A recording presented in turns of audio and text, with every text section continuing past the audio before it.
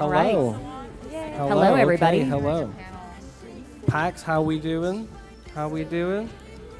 Yeah, so just would like to confirm, this is Good Grief, what video games can teach us about loss. If you're in the wrong room, please leave now, because we're getting straight into it. We're not faffing about, okay? This is big feels for an hour, so buckle up. I hope you brought tissues, because we didn't. And you know, if any of this makes you feel feels, that's good, that's fine. But if you need to take space for yourself, please leave. It's as simple as that, really. You know, we care about you, we care about ourselves, and we're going to get into some heavy emotions, but that's okay. So without that, you know, light content warning, but without further ado, let's crack on. We're going to be talking about grief in games, and we have a wonderful assembled panel, a remix since the last time we did it. And we'll go from this end, and if you could please introduce yourself, tell us who you are and what you do, but in less than 60 seconds. Less than 60 seconds, here we go. I'm Jenny Wyndham. I am the Senior Influencer Manager at Kepler Interactive. I also am one of the organizers of Wholesome Games, and I create content, specifically a video game book club where we play games every month and discuss the deeper connections that we hold to those games, and it's called Geeks and Grounds. Well, my name is Lisa Krevling. I am a Twitch partner and mental health advocate. I also am a Safe in Our World ambassador. I speak a lot about mental health, and as we kind of go through gaming on my channel, I go through those emotions with my channel, allow them to have the resources that they need, and continue to open up that discussion for people that need it.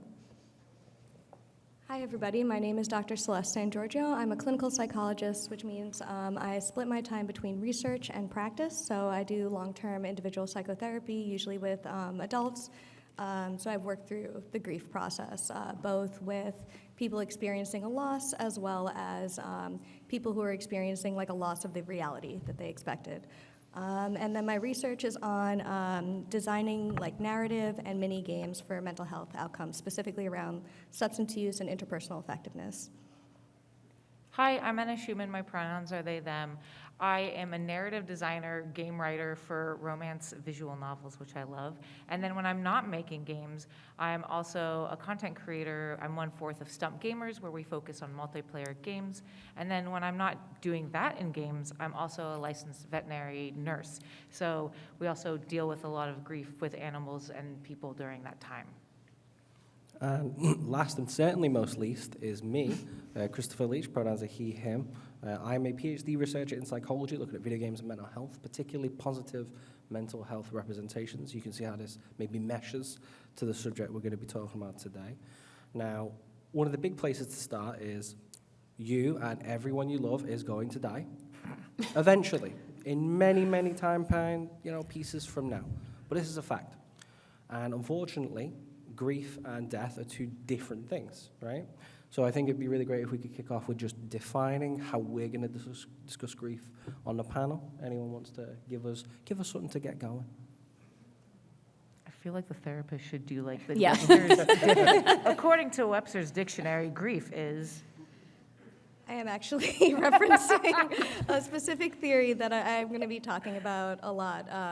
The guy's name is Warden, and he has a whole manualized book on how to treat grief. And pretty much the approach is that it's a process that involves your emotions, your daily life, and it's reconciling the demands of being in a world where you're experiencing like a pretty much cataclysmic loss that's making you renegotiate your identity, your experience and relationship to the world, how you make meaning. So it's all the different aspects that you have to reconcile while the world is also putting demands on you.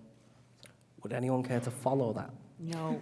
That's really Yeah, good. that's a good really definition. Good description. Yeah. I'd be very exact, that's what we wanted, and I think one of the big, if I was going to give you the jus from that lovely stock, is that, you know, death is inevitable. Death is the end act of something, it's life leaving itself, right? Grief is the feelings that you feel after that, right? It's a response to an event, and people's responses can vary wildly and in so many different ways and for so many different things, and that's why it's such an interesting topic to talk about. So as we all know, or if maybe you are very good, I believe that's how it's pronounced, but you're probably going to die a lot in games as well.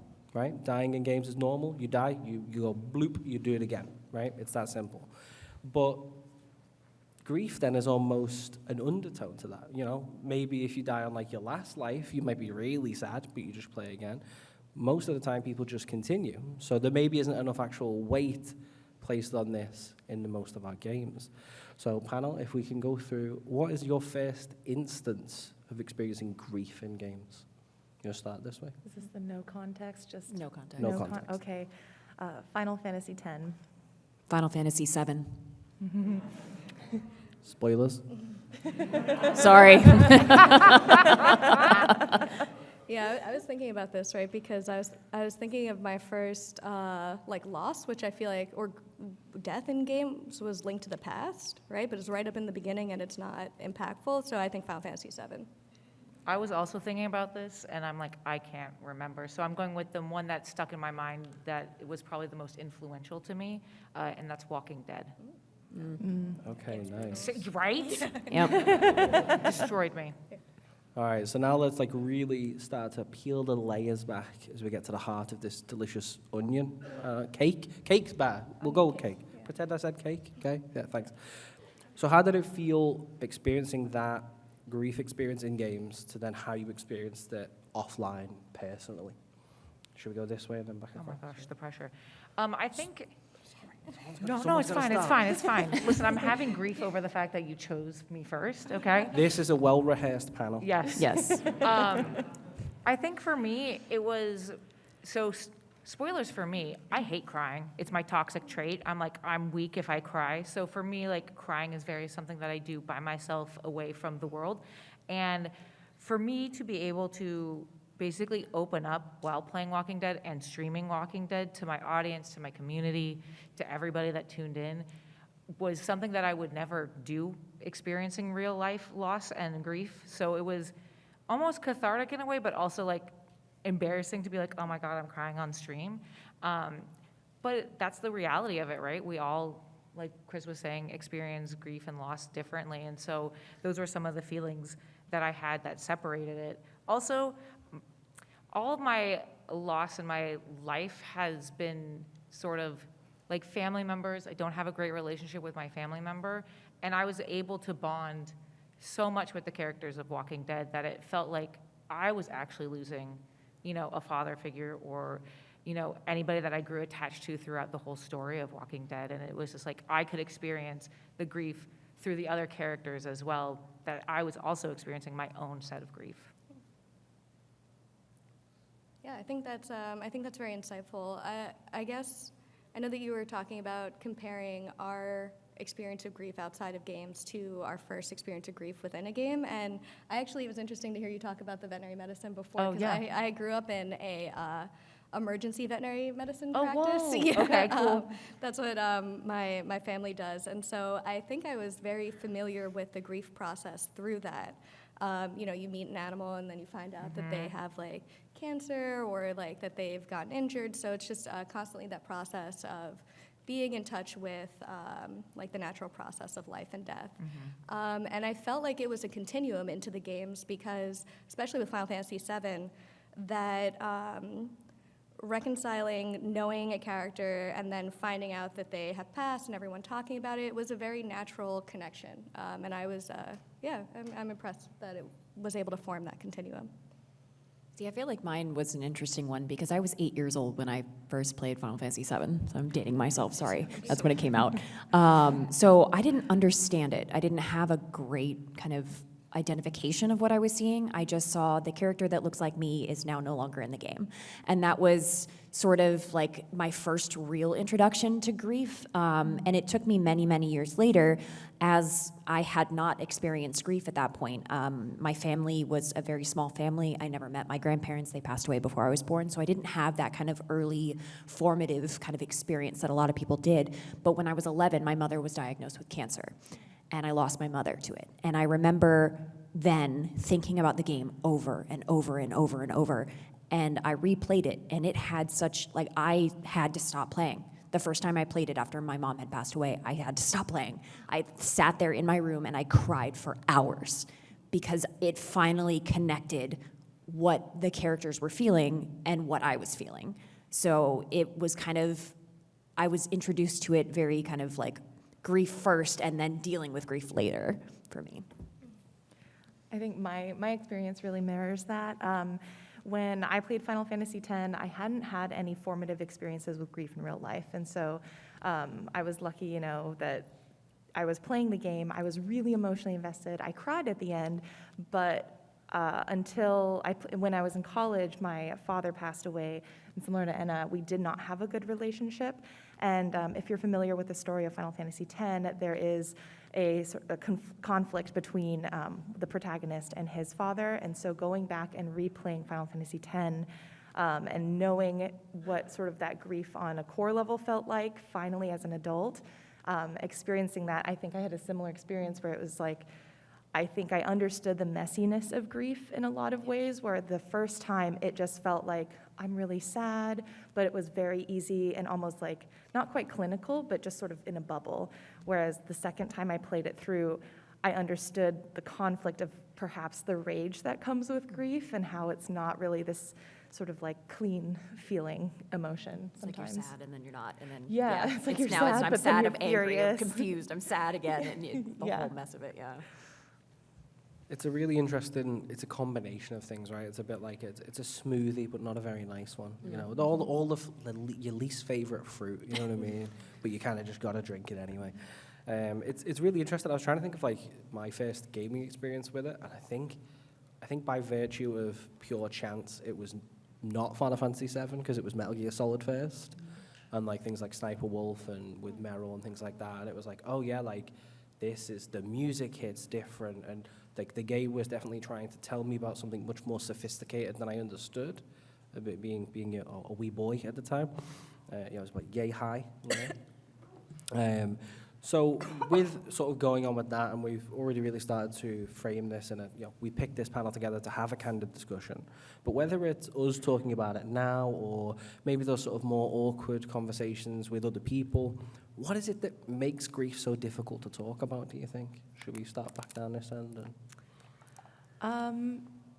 There's a lot of things that make it really difficult to talk about. I think there's two elements. One is, but they're encompassed in one big thing, and that's like the discomfort that I think I'm very keenly aware of when I'm talking with someone who maybe hasn't experienced grief, where if sometimes even the way I cope, like sometimes I'll make jokes and people will think, that doesn't seem very good to laugh at. I don't know what to do with my face or hands now. And I can see that discomfort, and I wish, A, that like it's okay if they're uncomfortable, but B, it's like I wish they would embrace some of that discomfort a little bit more versus just sort of letting it sit heavily in the air. So I think that's something I wish we could be more comfortable with in a lot of ways. Also, like, to go at what Jenny was saying, even when we have a shared experience, like Jenny and I have both had a difficult trauma, difficulty with our family and our parents, but my loss is completely different than Jenny's loss. And on that same level, like, we could have a conversation, but we still have entirely different stories, and to then have discomfort, we're like, oh, did I say something that maybe might have hurt Jenny's feelings about, her family situation or something like that too. Yeah, and I think my favorite like interactions are like that. You introduce yourself to someone, you meet someone, like, oh yeah, like what do you do? And like, oh, like what do your parents do? And I'm like, oh, my mom does this, and I'm like, he pushes up daisies, and then like they'll just be like, yeah, and then like you'll see them click, and they'll go, wait, what? And I'm like, yeah, no, like he's deceased, and they're like, it's that like you can see the moment their body realizes they're suddenly on eggshells, and like I didn't put you there, like it's just. I'm stating a fact, but people seem then like they want to treat you with a fragileness that is, dehumanizing in a way. Like it's like, oh, we gotta put you over here because you're a bit different and wrap you in bubble wrap. Any sort of more on that? I think it's also stigmatized. I mean, we're looking at something that's very deeply personal with each person. Like, I, as a kid, I was 11 years old when my mother passed. I suppressed everything. Like, I didn't go to therapy. I didn't talk to anyone. I receded from all of my friends, from my family, from everything I loved. And I didn't deal with that until a couple of years ago, actually, when I went through therapy. But it was something that was very interesting to deal with because people just assumed assumed how I needed to grieve, and pushed and projected that on me. So I couldn't have a conversation with it because I would say, I'm fine. And they're like, no, you're not. And I'm like, I'm all right now, thanks. You're about to make me not fine. But it was kind of those forced expectations on that. Or it's you're grieving too long, you need to move on. And it's like, no, I'm gonna move on when I am able to move on, when I can process this and I can go through those emotions. And I still think we still, as a society, can kind of push our way into how somebody else should feel grief. My favorite kind of like societal grief norm is that like stage theory. You all hands up if you've heard that the stages of grief, right? Let me just read the word. Yeah, you see, poppycock. It's not rooted in science, it's very limited, but it's just something that's become part of this social nexus, like the 5 stages of grief, right? So people kind of immediately roadmap you on this, and therefore measuring you against it, like you were saying, like, oh, like, well, I mean, it's been X years, why are you not over it yet? And it's not linear, it's so Jeremy Beremy, it's so different, it's so messed up that there is no point in kind of putting this, on a map. I think people are often like very motivated by their own discomfort. Like, I think how often is it that you are standing next to someone and you're aware of how like untouchably like deep they are and like how big the catechism is or the chasm is between you and them, then when they're going through something that is so like personal to their own sense of meaning and relationship to the world, and you just kind of have to sit with that idea. And I think so often when people are like, they say things such as like, oh, well, there's a time when you won't feel this way. And you're like, well, that's depressing. I like kind of want to feel upset because I'm going through something upsetting. And it's just to kind of wash away their own like discomfort or make the moment pass so that they're no longer sitting with that like painful feeling, which is also personal to them. They can sit with it. Yeah, and going back to what Krev was saying about the stigmatism as well, let's talk about the patriarchy for a second. Once again, like I said, my toxic trait is I hate crying in front of people, and I know directly that that is from the social pressure that is put on masked people to not cry or not to show emotions, right? And because I have an old stubborn German dad, like I have reflected that, and it's so hard to break that. So there's a lot of societal pressure to act a certain way within this stigmatism of like, you're supposed to be strong, and not cry in front of people. I think my favorite, like second favorite pet peeve with this type of thing is when people use language around like, oh, he'd be so proud. I'm also in the Dead Dad Club. We have a membership sign up if you meet the requirements. Subsidiary of Dead Parent Club, separate. But like, oh, he'd be so proud, And I'm like, you didn't know my dad. He might have been really unfazed and not honest. Like he might be really annoyed that I'm on this stage right now talking about him. I don't know, and he's not here to tell me. Do you know what I mean? But I think it's that type of language of people like think they're saying something really comforting and like really helpful. It's not. Stop it. Yeah, it's looking for something to move the conversation along. Like, oh, he was probably great. And then what if you say, like, nah. Yeah, it's all good. Actually. Yeah. It's like they have to put a positive spin on it. Yeah, And exactly. it doesn't always need a positive spin. Like, Yeah. you can deal with, like, yeah, my mom's dead. And they're like, oh, I'm so sorry. I bet no, just like she's dead. Like, it's cool. Like, I promise I'm now who I am, and I've moved on, and I've, reconciled that fact. But you don't need to, like, make me feel better about it. Like, that's not your job. Yeah, and I think it highlights what I was thinking before when we were talking about grief, is it's really any type of loss. I work a lot with patients who have, like, unhealthy parents, so maybe they have personality disorders or something like that. So there's this, like, loss of the relationship that they would have with their parent that they see like in media and things like that. And I've like worked through the grief process with them on like, how do you talk about your parent, like, or how do you respond when other people have their family coming and your immediate response is like, oof, that sucks. And they're like, no, I actually like my parents. Yep. So, Yeah. I think it is also important to once again touch upon like that loss doesn't necessarily mean death, right? Like going off of that, once again, sorry, I'm not trying to trauma dump, but my mom and I have a very bad relationship. She has dementia. So I've already gone through like one set of grief processes that's like, one, I never had a mom that really cared for me. Two, now my mom has dementia, so now I have to come to terms with, oh, she's got dementia, and she's not health-wise, so she's gonna pass eventually within the next few years. But then also after that, then go over the stage of loss that is, I never really got to have a mom and have to relive that along with the death of my mom. It's complicated. Yeah, yeah. And I think that really sets like the difference, because you can have loss that is like, oh, I've lost a life in a game. You can lose things, you can lose friendships, you can lose relationships. There's still definitely, that is grief. But I think what makes grief when there is an actual like loss involved of like a life particularly, it's the permanence that people struggle with. Yep. Like if you break up with someone, you might bump into them, you might reconcile that, things like that, right? Whereas with this, like they're just gone. It's just poof. Right? And I think that's something that people really kind of struggle to process and manage generally. So to then sort of then keep, this is about games as well. What are our best / worst depictions of grief in games? I'll start us off. Basically any game you can kill people, because they're just like, wee! And like, that's the objective, so it's fine. They were a soldier or something, it's fine. Press F to pay respects. Yeah. It's like, We should start on this one? I guess I set myself up there. Gosh, it's really, are we doing all, or are we going to just hop around? I don't want to. Just, yeah. Okay, I'll just start with best one. or worst? We'll have more coming up. I think one game that I think has really done an interesting job of being, in their tagline, they say that they're also a death-positive game, is a Morticians Tale by Laundry Bear Games.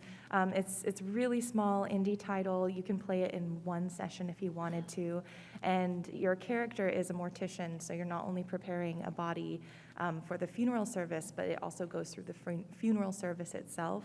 And I think this was one of the most interesting experiences for me, because I had never thought about that process, but also the game does a really good job of being really gentle and compassionate with its narrative as you are going through each of these experiences.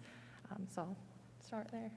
I see. I would almost say that mine is a bit of a tie. I am one of those kind of people that I go for the psychologically twisted games. My favorite games being Final Fantasy VII and Nier Automata. So I think Nier actually would probably win in this match, because just watching the grief cycle through characters like 9S and dealing kind of with like 2B and learning about not only death grief, but also grief of their mission. It's their what their purpose is. They're dealing with kind of a multifaceted grief there, and I think just kind of the scale of sadness to anger to confusion is something that felt very real for me and very relatable. I was going to say also, yeah, the Final Fantasy games in general, I think have such good representations of grief. There's obviously the major death. I don't know why I'm trying to avoid spoilers for Final Fantasy VII, but I think Barrett is such a good example of grief, the process he goes through with his hometown, and then it being him having a Dean or Dine, I don't know how to say it, Dine, as a foil, right? A different way of responding that's much more unhealthy. And then pretty much being like, well, it's too late to change it now. I'm just going to fully commit to this unhealthy pathway. I've been watching my husband play Final Fantasy 16, and I've been very impressed with the representation of complex grief in that. And for worse, I don't know if anyone's going to agree with me here, but I feel like Tears of the Kingdom was not the nicest representation of grief for the component of that game that there was a grief process. I kept being like, what's happening here? Is Link just not telling people, or people are just like, whatever?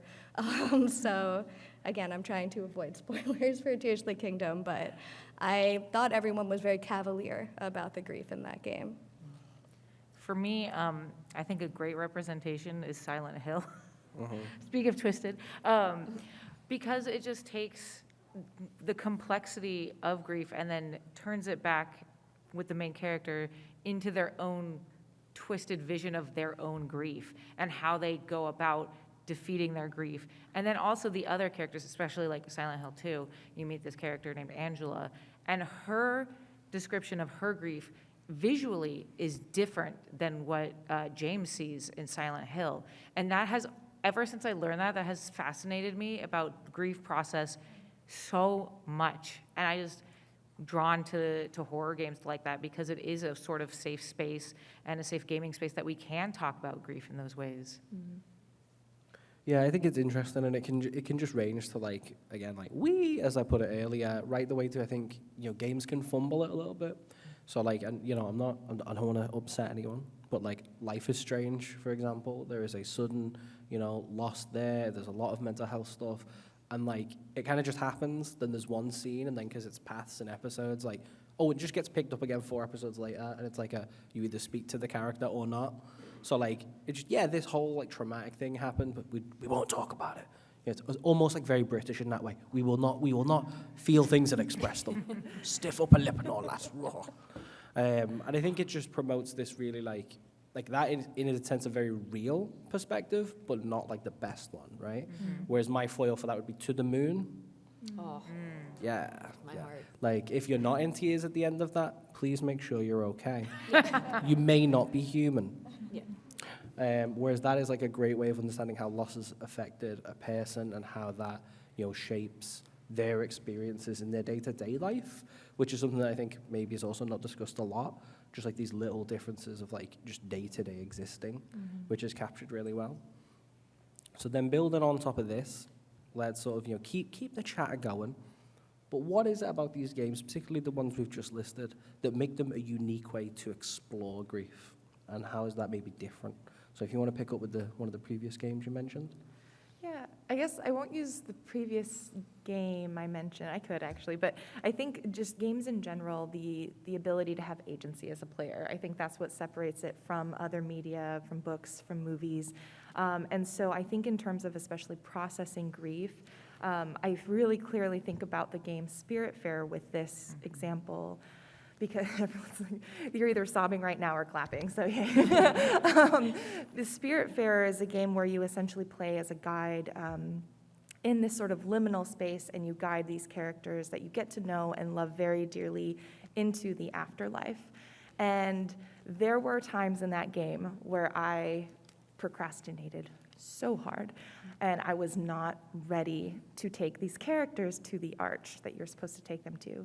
And I think the ability that games allow us and afford us through that player agency to maybe say, I need more time, versus a book, for example, where if you're reading, it's going to keep you on the path. Of a movie, it's not going to stop. I mean, you can pause it, but games, I think, provide this really interesting way for you as a player to have more control and agency over the process of your own grieving as you're playing.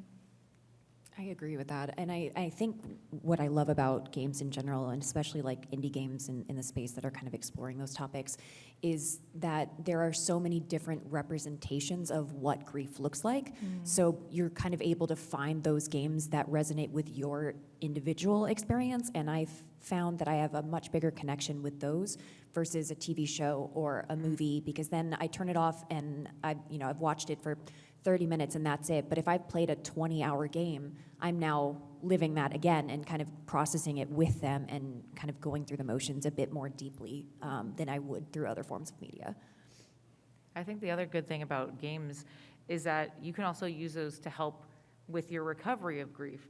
Like, I recently lost my dog, and I had Baldur's Gate 3 there, and it was perfect because while I was experiencing this grief of little B, I could then be like, I need to disassociate for a while. I need to ignore it so that I can focus on something else. And then I had Astarion right there, and he helped a lot.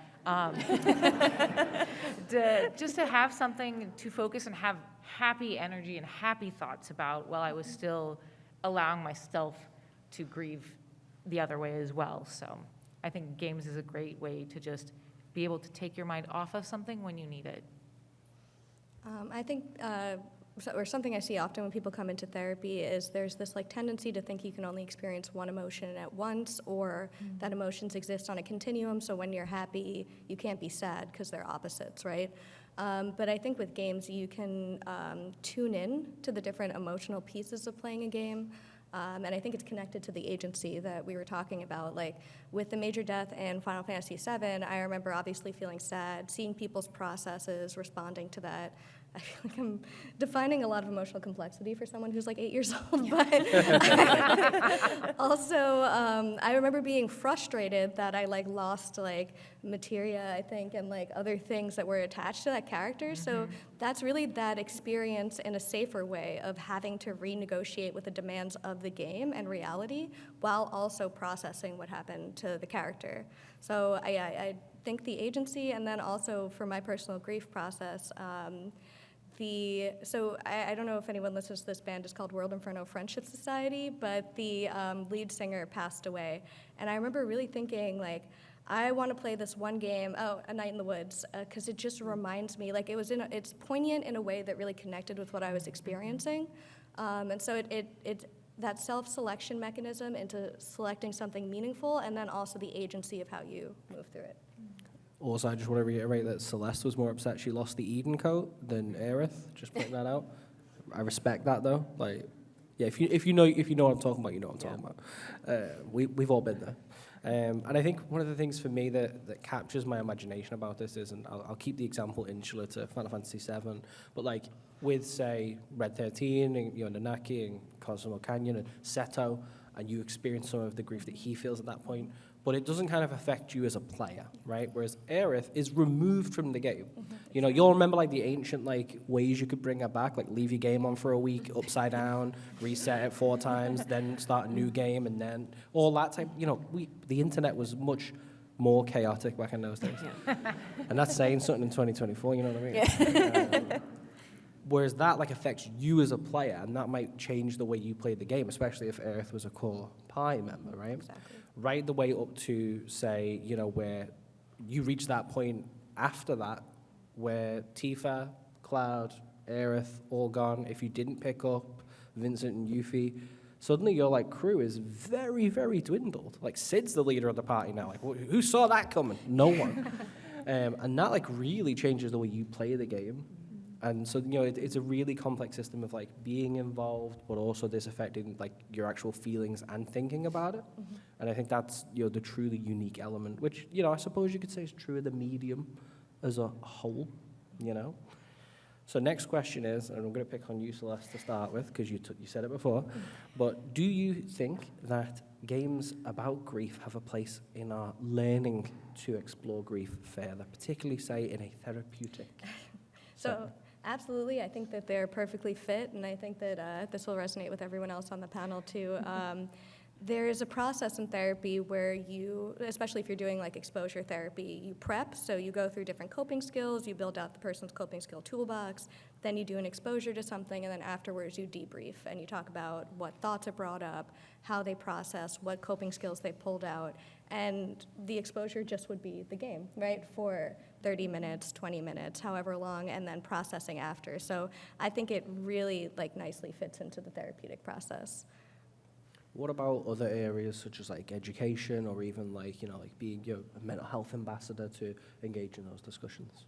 I think it's super powerful. I mean, just from being a content creator, I've watched that effect on my viewers, and I've watched it on myself. I'm sitting here bawling in front of 50 people, and they're bawling with me. Like, it's not a solo thing, especially in content creation.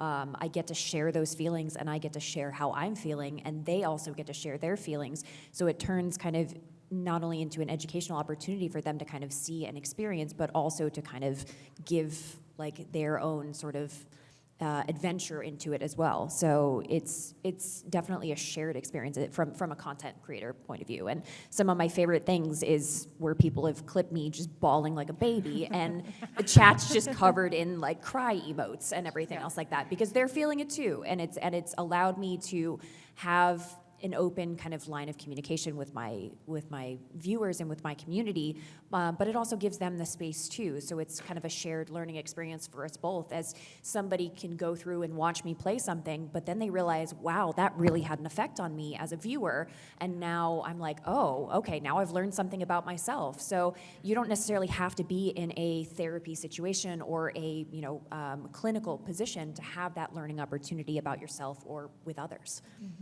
I I can definitely attest to that. Having streamed very emotional games myself, it's also why I started Geeks and Grounds, because I think especially the communal aspect of experiencing something together, knowing that you're not the only one alone feeling these deep feelings about these worlds and characters can be an incredibly powerful thing.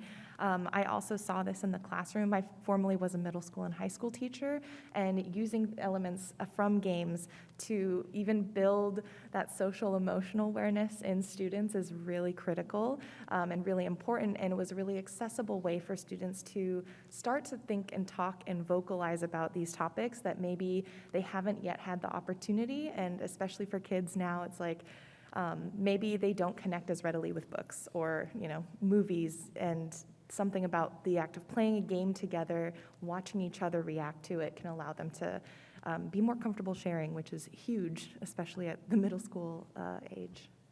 And as a game developer, I can not easily, but I can write those experiences into the characters I create in the world that I show. And that is just super helpful for me to be able to explore those feelings, once again, in a safe environment through my characters, and sort of, watch them go through what I have gone through and be able to relate to the players in that sense. Another thing that has helped me really is like playing D&D or other tabletop games. All of my characters, all the parents are dead. And I've seen so many bad takes on this, is like, why do everyone always play with like dead parents? Because it helps us process the loss of our own parents. And so don't be ashamed to have characters that always have dead parents, because I do it every single time, and it's okay. And it's really helped me be able to come to terms with those feelings about my parents. You are also unbelievably allowed to have a character that just has a perfectly well-adjusted backstory and just left home. There's no wrong way. I anything is possible with your imaginations. That's how I live my wildest dreams. Who knew? Like, this is news. I know we didn't have a breaking news thing on this, but here we are. Okay. So let's really carry this a bit further, because I'm kind of interested then, and if we can start with, how would we actually go about doing that? How would we actually start to integrate a plot around grief into a game? Well, I think the first step is to be like, what aspect of grief do we want to explore in the narrative? And sort of what medium do we want to work in? Because a more traditional, like, visual novel exploring grief is going to be very different than a 3D action RPG that it also explores grief. So I think those are the first steps with any game, are like, what kind of story do we want to tell? What elements do we want to have the players feel? And then what resources do we have to make that world? So we're going to make visual novel, DPC, Dead Parent Club. How are we doing it? Do we want to make this funny? So I'm delighted you asked. Great. Because is not jokes one of the best ways to convey really serious and heartfelt, emotional, complex topics? Yes. Yes. Yes. Okay, so we're going funny. Okay, Right, so we have a Dead Parents Club, and because I love writing romance, we're also putting romance in there. Yep. And then oh my gosh, and then the characters can bond over their same losses and their different losses. Oh my gosh, and fall in love. Oh, I love it. I can't remember what age restriction we put on this panel, but like, everyone. Yeah, so like, grief can affect all of your feelings, including those ones. That's the caveat I wanted to add before too, when we were talking about how games can fit into the learning process. Is I realized that so in therapy, the first thing I always do is help people become more aware of their emotional experience, so they can figure out when to use coping skills, which coping skills to use, as well as their capacity in that moment. So I think being able, or if the game could help that people learn to take stock of what they're capable of dealing with or what they're ready to deal with. So I'll give you an example. I was playing Disco Elysium, and then one of my family members was hospitalized and had to detox for substance use, and it definitely affected my experience of that game, because substance use is front and center and somewhat whimsical in its representation, and I was not. I was in a feelings place, not a thinking place. So I think anything that built in that awareness could be really helpful. And I mean, maybe it's content warning. It could be that. Yeah, okay. Yeah, flag the content warnings. Just from even from a streamer point of view, the last thing I want to do is be hit with something that I'm not ready for. Yep. Yeah. So, or my community's not ready for. So if we're making that game, it's knowing what the mood is, what the content warnings are, because that can be traumatic. Being surprised by grief or being surprised by trauma is never a fun thing, especially if you're not prepared to deal with it.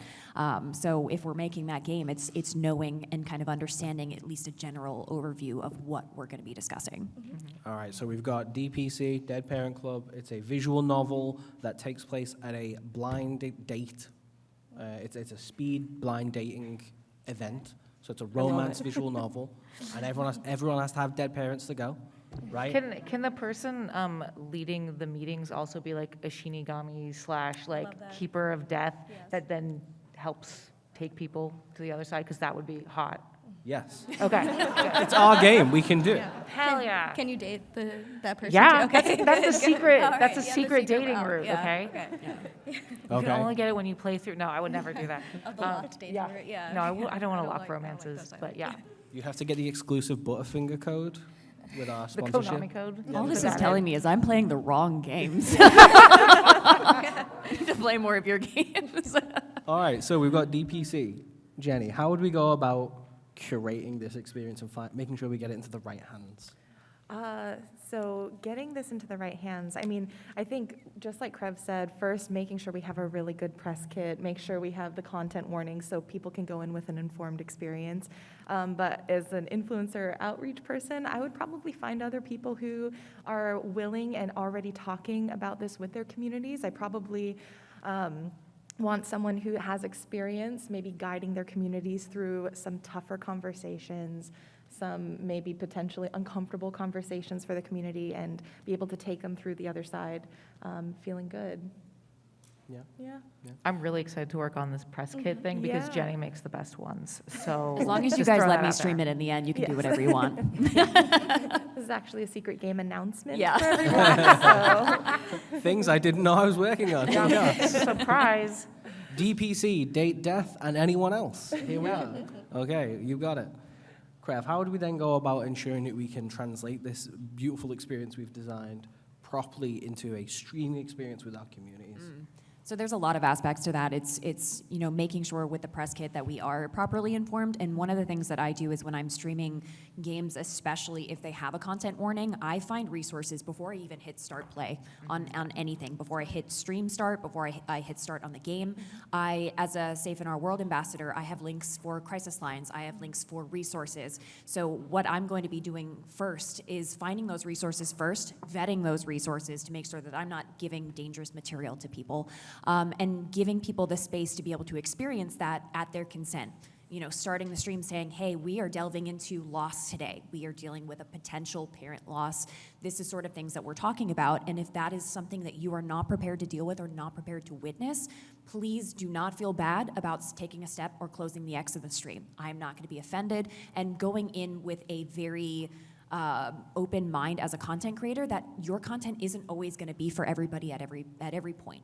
You're going to play something that somebody's going to have a hard time dealing with, or you yourself are going to have a hard time dealing with it, and you can close it. But going through and setting yourself up for success at the beginning is the biggest aspect, making sure you yourself have those resources. If you find halfway through this dating sim that, man, this death of a parent thing is really bothering me, I have to stop, and now I can look at those resources and be like, I needed those more than my community did. So making sure that you kind of go through all of the checkboxes beforehand can also make that experience just a way more positive and way more receptive experience. And your community also have to be prepared to see you absolutely blow these blind dates. Yeah. Oh, yeah. Yeah. So just quick temperature check. How we all doing in the audience? Who's hyped for PDC? Yeah? Oh, yeah? Oh, yeah? Don't threaten me with a good time. We might do this. It's possible. And then Celeste, you touched on this a little bit before, but then how would you handle using this type of game as a resource, particularly say maybe the client said, I saw my favorite streamer, Krev, where he was playing this game, and I had feelings with it. How would you kind of handle that? Well, I always move my therapy appointments into what matches most for that patient, so it would vary a bit. But one avenue I can imagine going through is watching it in session and responding to it, seeing what comes up. So kind of watching mindfully and then processing afterwards. Also just going through the emotions that came up and going down a conversational pathway that way, identifying core beliefs or things like that. But I think when we're talking about designing the game, there's two pathways I think of.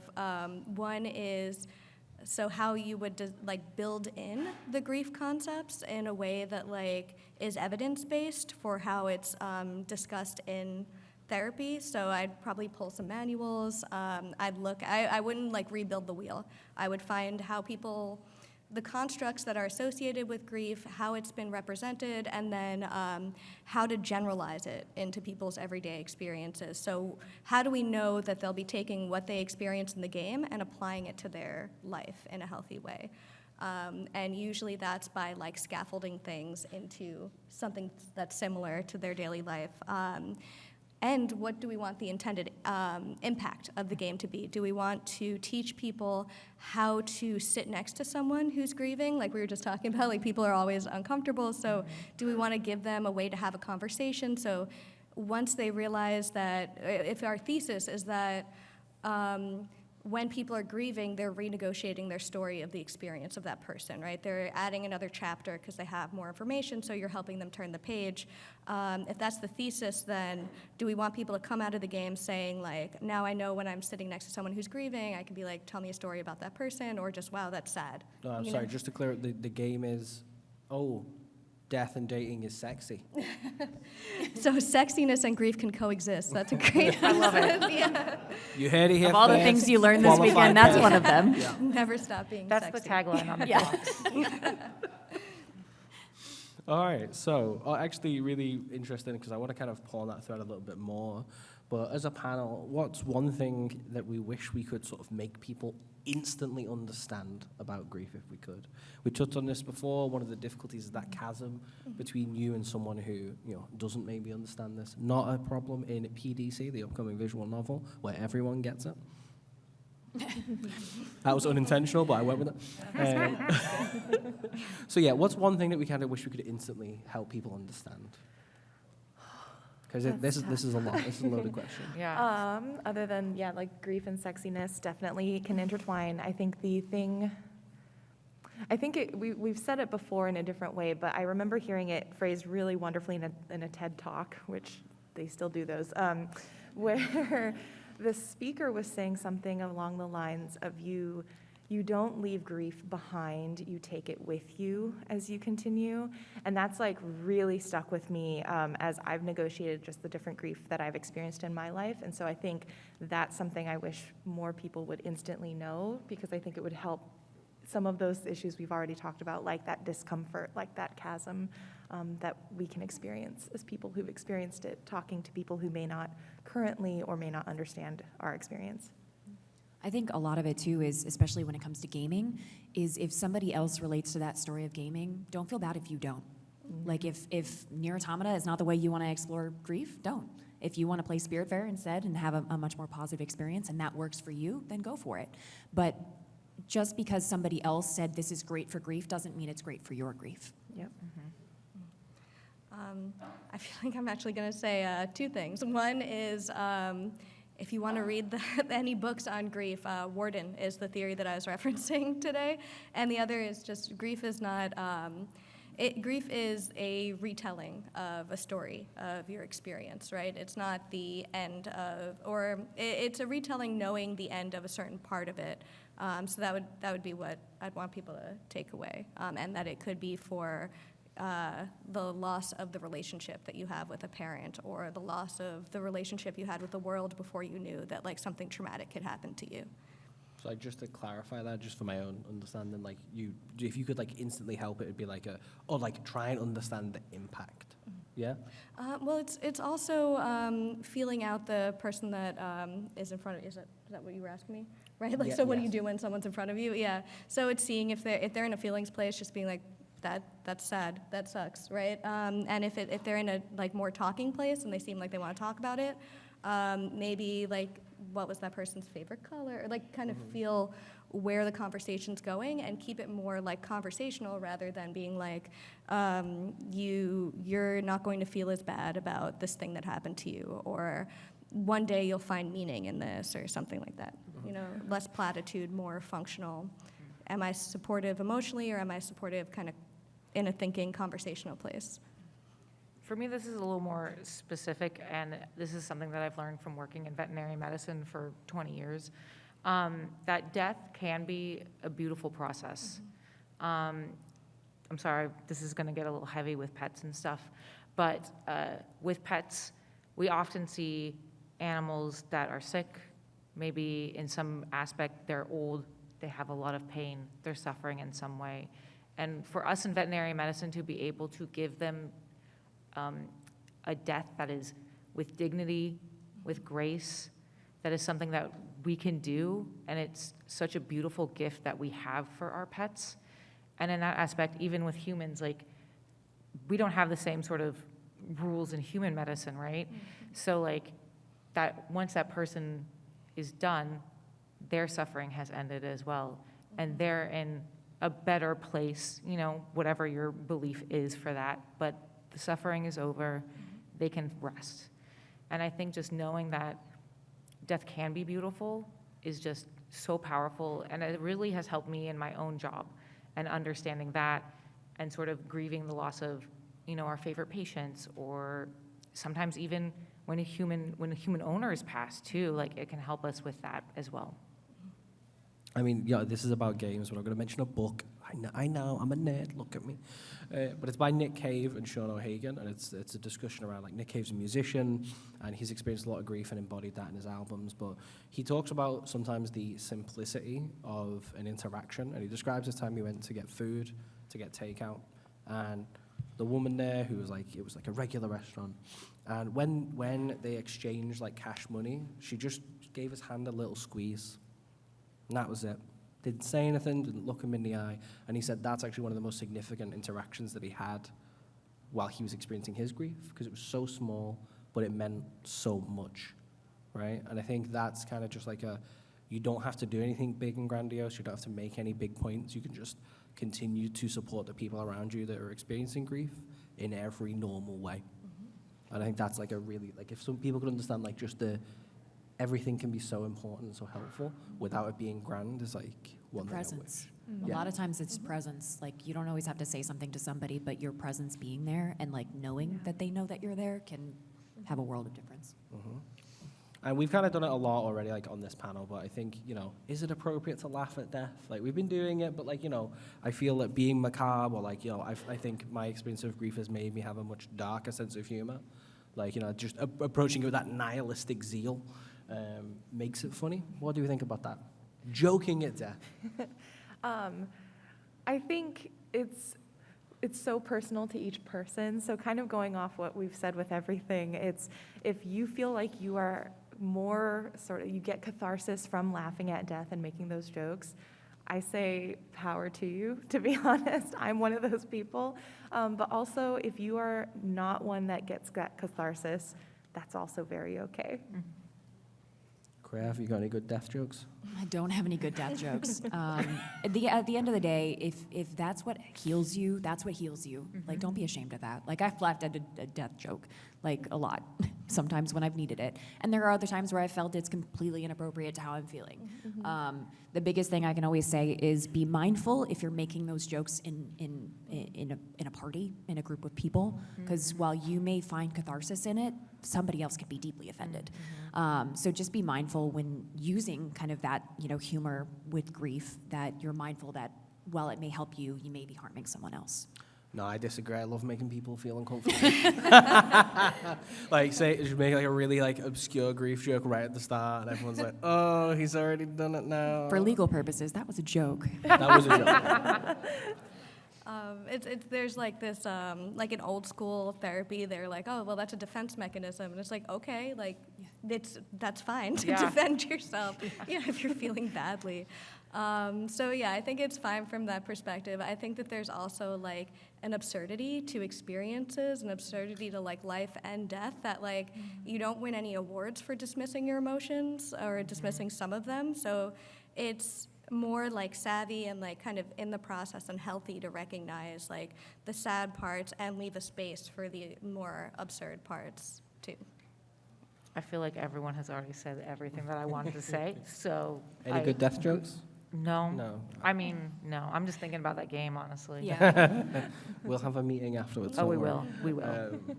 Okay, so as we begin to sort of wind down, because believe it or not, you've been listening to us intently for nearly an hour already, for which we're very grateful. And we've touched on this a little bit, but if you could distill for us, please, what's one thing you would want someone in the audience to take away from this panel? Start at this. Oh, yeah. Why not? Let's go. Yeah, give us a break.